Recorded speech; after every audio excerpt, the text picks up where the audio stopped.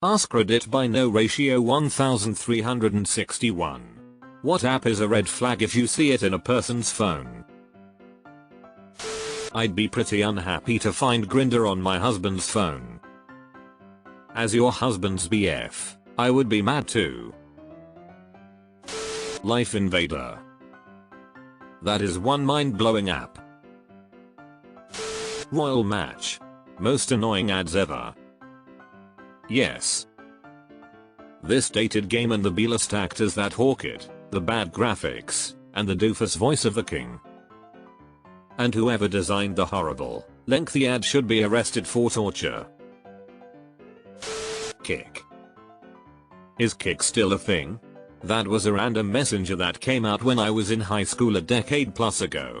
Seemed like nobody used it then, haven't heard of it since. I'm guessing it's easy access to kids and that's why it's a red flag. Whisper, basically an app full of nonsense and sex pests.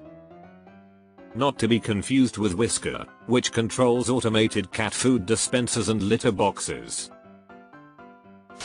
Some versions of Minesweeper. I feel stupid, can someone explain? A dating app when someone is dating already. Serious question as a dude who has been married since before dating apps, when are people who meet on dating apps supposed to delete the app once they meet people?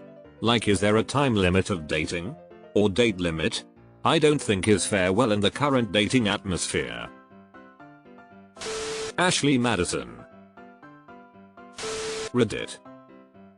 I swear, it's only to post on the cookie cutter sub-D. Off-brand calculator app. I forget. The real good ones have 2 passwords. The correct one unlocks all the pictures etc that you have hidden. The second one can be used to secretly tell the app to act like a calculator. It's wild. Facker block developer connections to Saddam Hussein and anti-piracy capabilities among other things.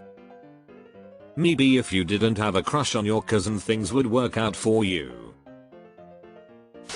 I'd call it more a red flag that someone is going through the apps on my phone lol. Right lol.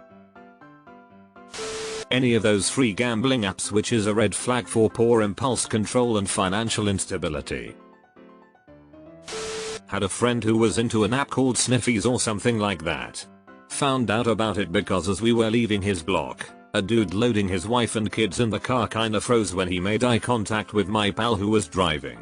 Turns out it's a hookup app where peer location and drug preferences are pretty public. Apparently at that moment, my friend realized a dude he had been planning on hooking up with was said married neighbor. He's pretty shameless, so he went on to say he's been hooking up with a bunch of married men in the area, firefighters, construction workers, all manly men hiding a secret, using an app their wives and so's had no idea about, I presume. I feel like putting your drug preferences into an app is just asking to get busted by law enforcement. Citizen. Turns people into paranoids.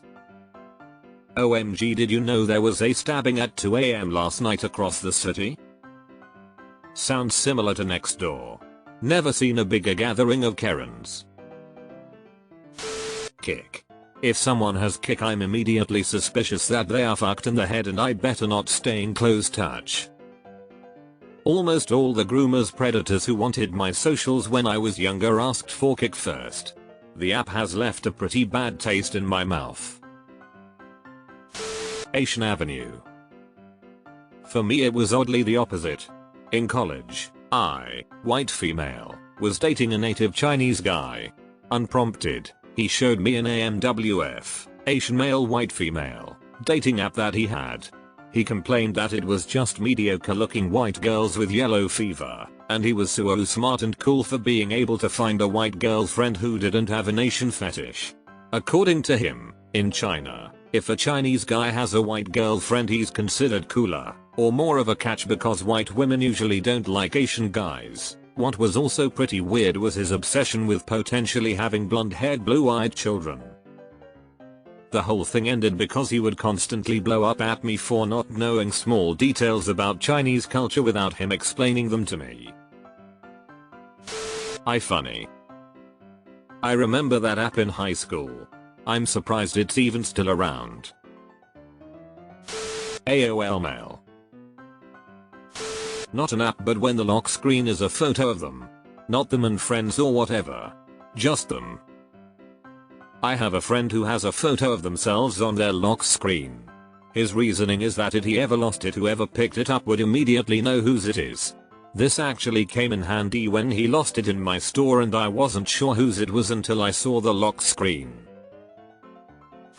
My own red flag. This game, Nick. I swear I'm there for the story. That is a green flag, my dude. Not an app, but when people put their photo on their phone screensaver. You mean a picture of themselves? In my case, I just put travel photos of the scenery as my lock screen plus background. A period app. Like, why put yourself through that? Just uninstall the app so your periods can stop. As someone on their period RN, I wish this was real so bad. If you notice the Privacy Invader app on someone's phone, that's a clear warning sign. What is that? TikTok is a yellow flag. But a red flag? Raid Shadow Legends. Today's video is sponsored by Raid Shadow Legends, one of the biggest mobile role-playing games of 2019, and it's totally free.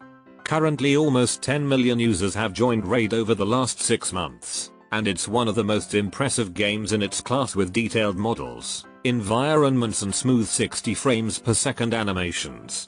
All the champions in the game can be customized with unique gear that changes your strategic buffs and abilities. The dungeon bosses have some ridiculous skills of their own, and figuring out the perfect party and strategy to overtake them's a lot of fun. Currently with over 300,000 reviews, Raid has almost a perfect score on the Play Store. The community is growing fast and the highly anticipated new Faction Wars feature is now live. You might even find my squad out there in the arena. It's easier to start now than ever with Raid's program for new play.